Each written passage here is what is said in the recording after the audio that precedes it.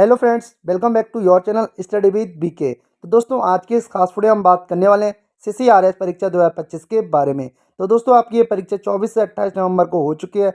बाकी की आपकी जो परीक्षा है 2, 3, 4 दिसंबर को होने वाली है। दोस्तों, तो हम खास वीडियो में बात करने वाले हैं इसकी आंसर की को लेकर कि दोस्तों इसकी आंसर की कब तक आएगी, साथ ही साथ जो पेपर आपका रिशेड्यूल हुआ है वो आपका कब होगा, उसका ईमेल आने स्टार्ट हो गए हैं। साथ ही साथ अगर नॉमिनेशन होगा तो कितने मार्क्स बढ़ने वाले हैं और दोस्तों कट ऑफ क्या रहने वाली है, सारी चीज़ें आपको विस्तार के साथ इस वीडियो में प्रोवाइड कराने वाला हूं। तो आइए समय ना गवाते हुए वीडियो को स्टार्ट करते हैं। उससे पहले आप लोगों को छोटी सी रिक्वेस्ट है, चैनल पर अब तक आपने चैनल को सब्सक्राइब नहीं किया तो फटाफट चैनल को सब्सक्राइब जरूर करिएगा। कोई भी लेटेस्ट न्यूज़ निकल के आती है सीसीआरएस की तरफ से तो दोस्तों मैं आपको प्रोवाइड करा दूंगा। तो इसके लिए आपको चैनल के साथ जुड़ जाना है। चलिए अब हम बात कर रहे हैं इस एग्ज़ाम के बारे में। तो दोस्तों, जो आपका एग्ज़ाम हुआ था, ये दोस्तों आपका एग्ज़ाम होता है 24 से 28 नवंबर को। 24 से 28 नवंबर को आपका एग्ज़ाम हो चुका है। बात करेंगे जिनका 27 नवंबर जो 28 को कोटा आईटी सेंटर पर पेपर था, उनका दोस्तों रीशेड्यूल होकर उनका जो पेपर आ गया, ईमेल आ गया है। ईमेल के हिसाब से उनका जो पेपर होगा वो दोस्तों कब होगा, जो बाकी शिफ्ट हैं, मतलब कि 2, 3, 4 दिसंबर। जो देखिए, पहले तो आपको 24 से 28 नवंबर को हो चुका है, ठीक है। अब जो पेपर बचे हुए हैं वो आपके होंगे 2, 3, 4 दिसंबर में। इन्हीं में दोस्तों जो उन लोगों का पेपर भी होने वाला है जिनका रीशेड्यूल हुआ है 27, 28 नवंबर वाला। तो आप लोग समझ गए होंगे जो आपका एग्ज़ाम है अब वो 2, 3, 4 को होने वाला है। अलग अलग डेट लोगों की रहने वाली है।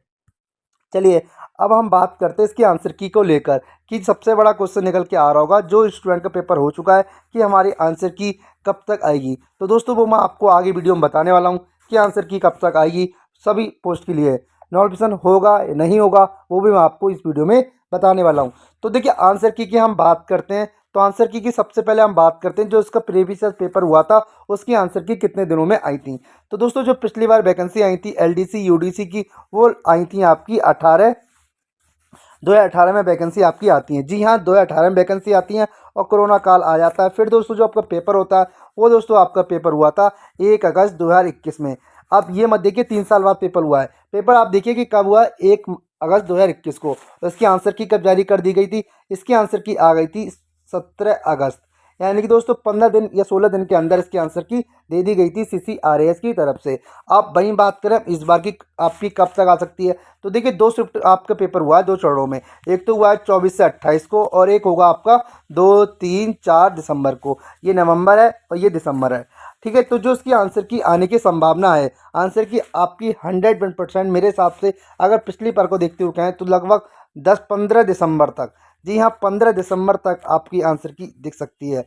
देखिए, अगर ज़्यादा से ज़्यादा ले लो तो आप 20 दिसंबर ले लो, लेकिन मुझे लगता है 15 दिसंबर तक आपकी आंसर की बड़े आसानी से आ जाएगी।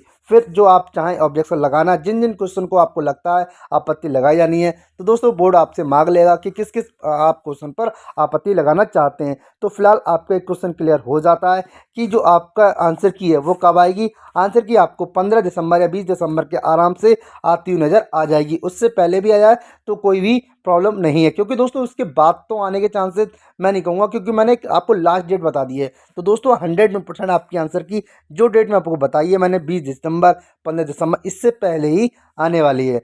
चलिए, एक क्वेश्चन तो आपको क्लियर हो गया कि आंसर की कब आएगी। एग्जाम पेपर हुआ शेड्यूल मैंने आपको ये भी बता दिया।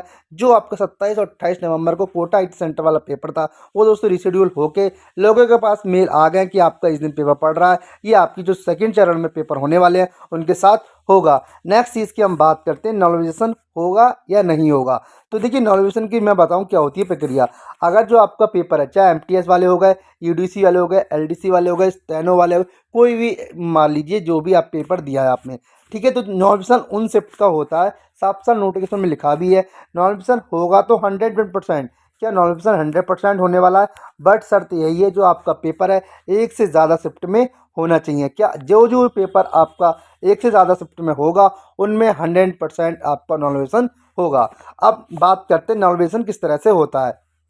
तो देखिए, नॉमिनेशन वैसे तो ये DOD डिसाइड करता है उन्हें किस तरह से होना चाहिए या वो किस तरह से करते हैं, बट एक मोटा मोटा हम बात करें तो देखिए, सपोज करिए फर्स्ट शिफ्ट है, ये आपकी सेकंड शिफ्ट है, 2 शिफ्ट में आपका एग्जाम हुआ है। एक टॉपर है यहाँ पे, देखिए अब जो फर्स्ट शिफ्ट में पेपर हुआ है वहाँ पर देखा जाएगा टॉपर के सबसे नंबर 1 रैंक पे बंदे के कितने नंबर हैं।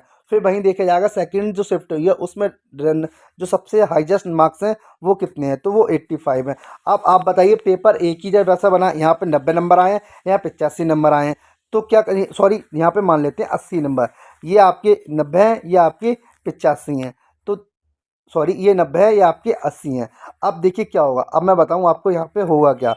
अब जो 90 वाले मार्क्स थे, ठीक है, और ये यहाँ पे इसके 80, अब फीस दोनों सेम दिए, जनरल कैटेगरी से दोनों बिलोंग करते हैं, मेहनत भी दोनों बराबर की है, तो यहाँ पे क्या है, पेपर थोड़ा टफ बन गया है, ऐसा इनका मानना होता है।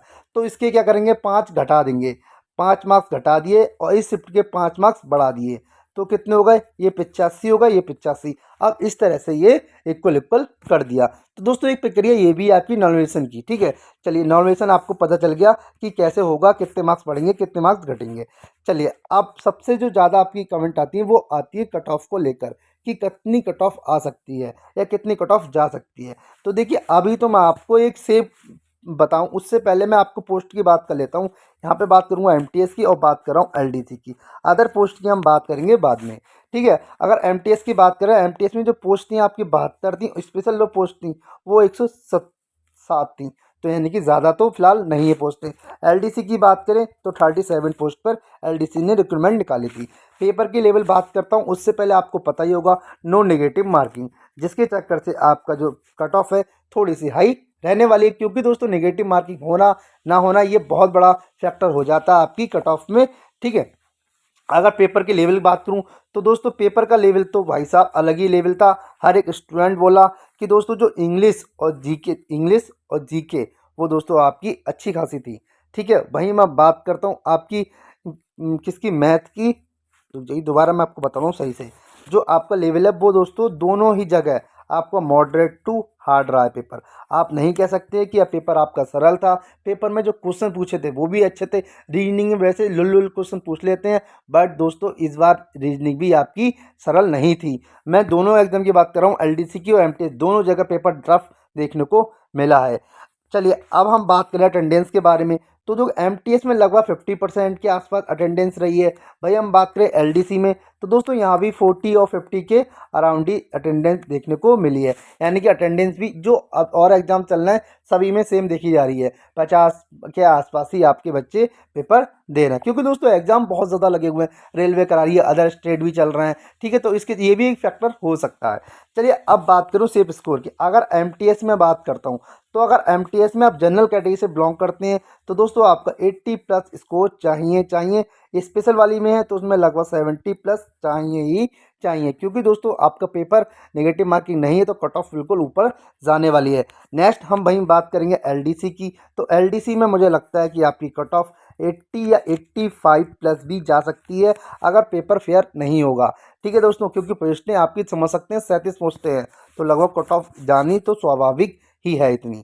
बाकायदा देखिए अगर मैं बात करता हूँ कैटेगरी वाइज कि कितनी कितनी कैटेगरी में कितनी कितनी कट ऑफ रह सकती है, तो दोस्तों वो चीज़ें मैं आपको नेक्स्ट वीडियो में विस्तार के साथ प्रोवाइड कराऊंगा जब मेरे पास डेटा आ जाएगा, क्योंकि डेटा अभी पूरा कंप्लीट नहीं आया है, ठीक है। तो अब जब डेटा पूरा आएगा तब मैं आपको एक एक कैटेगरी, जैसे जनरल की कितनी रहेगी, ओबीसी कितनी रह सकती है, ईडब्ल्यूएस कितनी रह सकती है, एससी एसटी, ये कंप्लीट मैं आपको जानकारी प्रोवाइड करा दूंगा, ठीक है। तो उसके लिए आपको क्या करना है, चैनल को सब्सक्राइब ज़रूर करना है, ताकि जो भी कोई लेटेस्ट न्यूज़ निकल के आए या मुझे कोई वीडियो बनानी है आप लोगों की न्यूज़ देने के लिए, तो वो आप लोगों के लिए सबसे पहले आपके पास पहुंच जाए। तो चैनल को फटाफट सब्सक्राइब कर दो, और जो भी आपके क्वेश्चन हो, देखिए प्रश्न जरूर होते हैं स्टूडेंट के, तो जो भी आपके कोई प्रश्न हो उसे आप कमेंट सेक्शन में ज़रूर लिखिए, मैं उसको आपको आंसर प्रोवाइड ज़रूर कराऊंगा, ठीक है। तो एक बार आप जो भी आपके क्वेश्चन हो, उन्हें क्यूरी हो जो आप लिखना चाहते हैं लिख सकते हैं, आंसर आपको प्रोवाइड करा दूंगा।